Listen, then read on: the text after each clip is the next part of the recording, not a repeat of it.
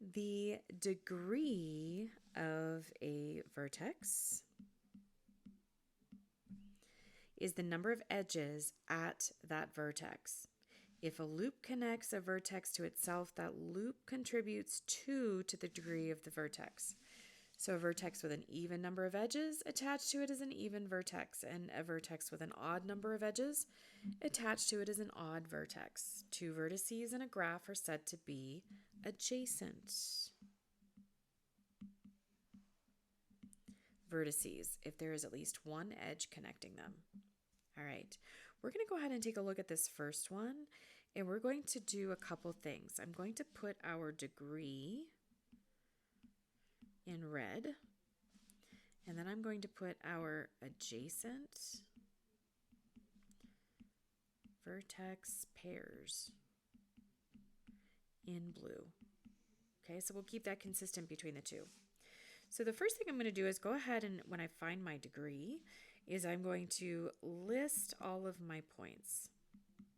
Right, A, B, C, D, E. Those are my vertices. And so I'm going to, let's get a little bit of a thick pen here. I'm going to count how many are in each one. So let's start with A.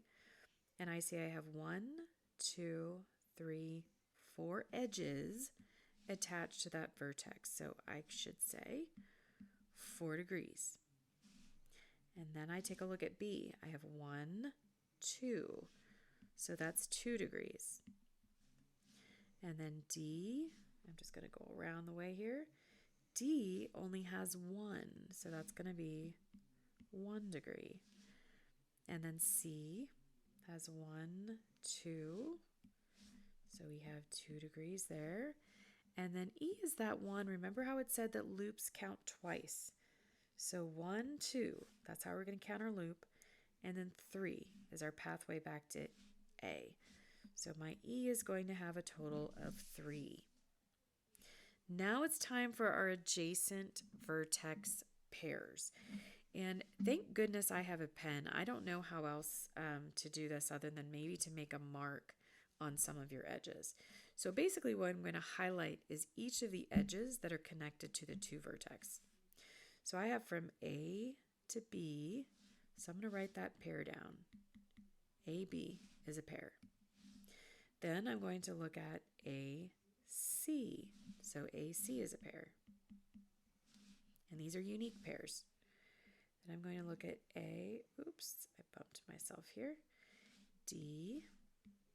So AD is a pair. Then, A is also connected to E. So I'm going to connect that. So I have A, E. I see one here that's not complete. That's C to B. So that's going to be 1. So C to B. And then my last one doesn't seem like it should be, but it is. E to E is going to be 1. Okay, so it's coming, that loop is coming back to its own vertex. So those are all the ones associated with part A. So I want you to take a moment and pause the video and check out that second one and see if you can label all of the degrees and the pairs. All right, let's check your work. If you've not done it yet, go ahead and go back and take a look at that. So, oops, I don't need that.